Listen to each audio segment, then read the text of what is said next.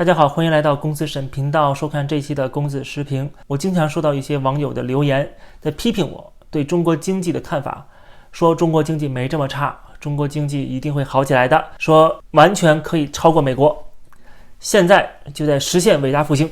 只不过这些人对我所引用的数据一概忽视，认为这都是境外敌对势力编造的。他们仍然相信《环球时报》，相信《人民日报》。虽然他们自己已经亲身感受到了经济的压力、生活的困苦，但是他们还是打肿脸充胖子，死活不承认。我今天这期节目不想讲一些经济数据了啊，也不用给大家引用任何的报道了，我就给大家看一看在中国的互联网上出现的一些非常奇葩的现象，就已经证明了一切。比方说中国非常知名的一位媒体人刘春，他曾经是中央电视台新闻调查的制片人，还曾经担任过凤凰卫视的执行台长以及搜狐网的副总裁。他讲了他两个朋友的故事，说两个朋友都是做房地产的，一个人前一年出了点事儿，进去了一段时间，然后公司基本停滞，出来之后把剩余的房子都卖了，然后就再也没做，现在穷的只剩下钱和一地下室的茅台了。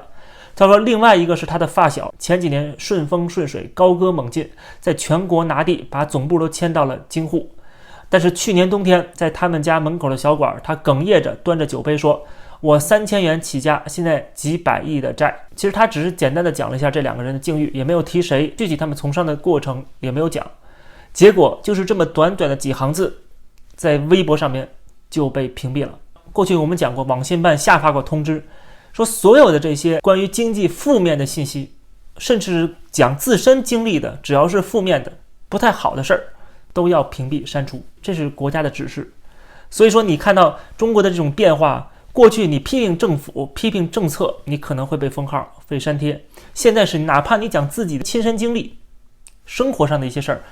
只要是负面的，不是反映出蒸蒸日上的社会环境和经济环境，你就是指桑骂槐恶意攻击，就要把你删帖封号。我之前不是讲了吗？有一个粉红把我一段影片放在了 B 站上边啊，去讽刺挖苦攻击，引来了一大堆的人来骂我。结果呢，我的影片不仅被下架，这个人的号也被封了。那你可能奇怪了，他是在骂我呀，他是把我当做一个负面典型在批判呢。他明明是站在中国政府的立场上啊，为什么他被封号了？就是因为他在 B 站上面传播了我的内容，不管他是批评我的还是支持我的，只要传播我的内容，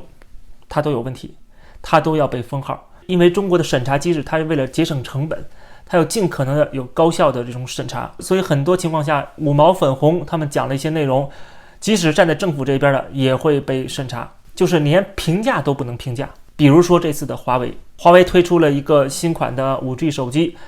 很多的粉红都热血沸腾，对吧？有人去做了相对客观的评测，结果仍然被删帖。有一个知名的科技自媒体叫极客湾，他们发了一个帖子说，抱歉各位，由于咱们麒麟 9000S 的视频涉及的内容比较深，影响力较大，因不可抗力因素被暂时下架了。视频内容大家应该大多都看过了，目前能说的只有缘再见了，等半个月后正式发布，还会有机型的进一步评测，现在在这个时间节点就任凭封印吧。那你说他是不是在骂华为，所以导致华为的报复呢？还真不是。他下面特别提到了，说这不是华为干的，也不是 B 站干的，希望大家不要乱带节奏。如果不是华为干的，不是 B 站干的，那当然就是他们背后的政府干的了嘛，是吧？这是很容易猜测的。那请问政府的网络监管部门连华为的评测它都要删除，哪怕你这个评测是客观的评测，在现在的中国没有什么是真实的，只要你是说实话的，而不是无脑夸赞的，你都有可能有危险。现在在中国的整个形势就是你必须是无脑的夸奖，必须是疯狂的赞美，只有这种影片才有可能在中国生存，或者这样的频道才能长期的生存。而你只要偏向中间一点，那就是有危险了。更不要说中间以外的啊，有这个批评的声音的，那就根本没有生存空间。这就是现在的中国，你说这是自信吗？其实最明白现在中国情况到底怎么回事的是中共党内的高层，他们其实非常清楚，他们跟我们是一样清楚的。如果你把一个国务院的高层拉出来，没准都同意我的节目的绝大多数内容，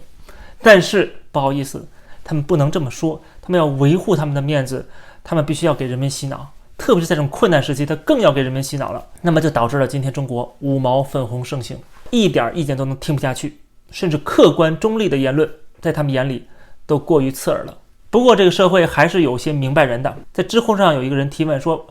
十分痛恨日本人怎么办？然后底下的人就很明显是一种讽刺，说如果你觉得日本不好，就拿日本的永居去考日本的公务员，去建设它，而不是一味的谩骂埋怨。能做事的做事，能发声的发声，有一份热发一分光，就像萤火一般，也可以在黑暗里发一点光，不必等候炬火。这当然是讽刺了啊！这个讽刺是讽刺人民日报，当时人民日报就发了这个言论，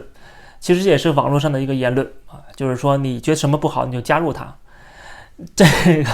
底下的评论啊，也是跟着一起来起哄啊，说你不去，大把有人去，你信吗？只要肯给身份，福岛绝对住满国人。另外一个评论也很绝，说连中国的泄洪区都住满了人。还有人讽刺说，我觉得中国完美无缺，所以我出来建设别的国家。在网上还是能找到一些蛮有才的网友。我们再看另外2种操作啊，一种呢就是宣传上面找一大堆的五毛水军，去假冒外国人来夸中国。比方说有一个自称静宜大学的人在网上发了一个帖子，说台湾人越过越差，反观大陆。他用台湾人的口吻说，不知道大家知不知道90年代我们台湾的 GDP 占了全中国有 50% 左右，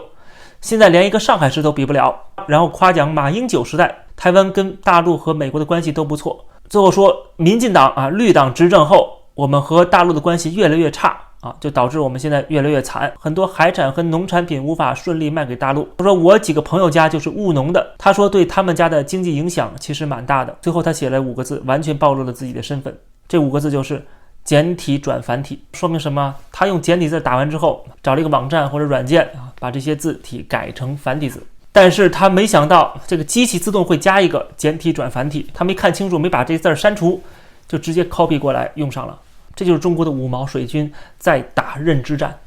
就是来宣传现在的政府是很差的，过去马英九时代是好的，跟中国大陆搞好关系你就能够富裕起来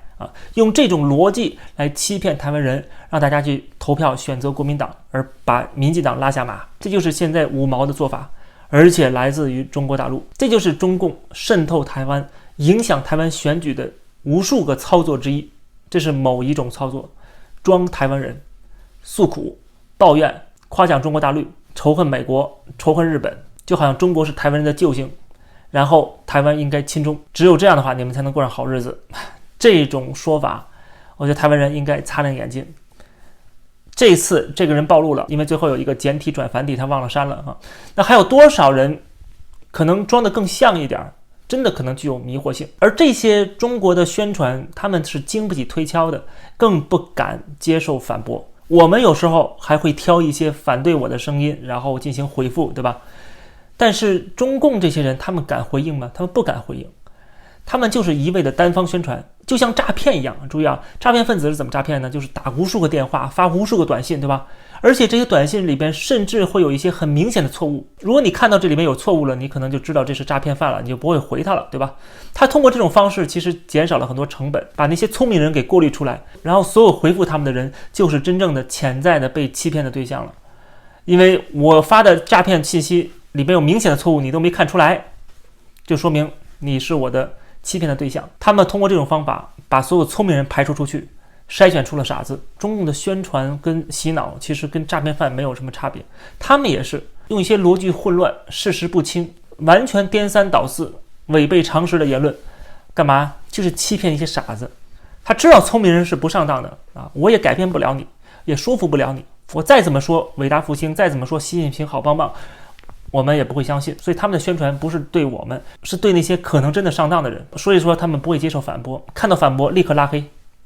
因为会影响到他们去骗那些真正被骗的人。比方说中国的一个知名大五毛叫沈毅，是复旦大学的教授，他发了一个微博说，喜欢相信国际原子能机构的看看这个。2022年5月，原子能机构的总干事去日本，同意监督福岛核污染水排放。同一条新闻结尾写得很清楚，见日本首相谈监督核污染水排放前，日本先用各种名义给这个组织捐了400万欧元，资助了这个组织的3个项目。他说，能看明白不？公开透明，明码标价，童叟无欺，银货两讫。这其实很多五毛粉红都在传这个假消息说日本人贿赂了这个原子能机构400万欧元，所以说原子能机构同意了他排污水。有人就底下提到了说，不对那你如何评价2023年中国给了这个原子能机构5232万欧元和845万美元的会费？说这难道也是公开招标、童叟无欺吗？这可比日本给原子能机构多了10几倍。国际原子能机构怎么没有支持中国的说法呢？结果这条消息迅速被删除，然后还被拉黑，说这个账号已经被停止评论3天的功能。一旦被挑战，一旦他们的谎言被揭穿，他们立刻就恼羞成怒了，赶快拉黑，赶快屏蔽掉。怎么就你聪明知道我在说谎呢？对吧？我现在是骗的那些无脑的粉红，我现在割他们的韭菜，你非要在这讲实话揭穿我，所以他很生气，这影响到了他们去割韭菜去赚流量。所以你到底想当那个被割的人，被洗脑被欺骗的人，还是想做一个有独立思考能力、正确价值判断的人呢？不得不说，在中国这种环境下充斥着谎言和欺骗，甚至从小就被洗脑，失去独立的分析判断能力，也就是鲁迅跟博洋先生曾经说的，中国是一个酱缸。虽然有识之士不少，但是按比例来讲仍然是极少数，可能也都大多数集中在沿海大城市啊，中产阶级这些人。所以我说过，就算不为自己，也为了下一代，让他们在一个正常的生活环境下成长，就应该远离中国，逃出这个酱缸。好，感谢收看这期的公子视频，欢迎大家点击订阅这个频道。如果大家喜欢这个节目的话，也欢迎加入会员来收看会员的专属影片。我们下期节目再见。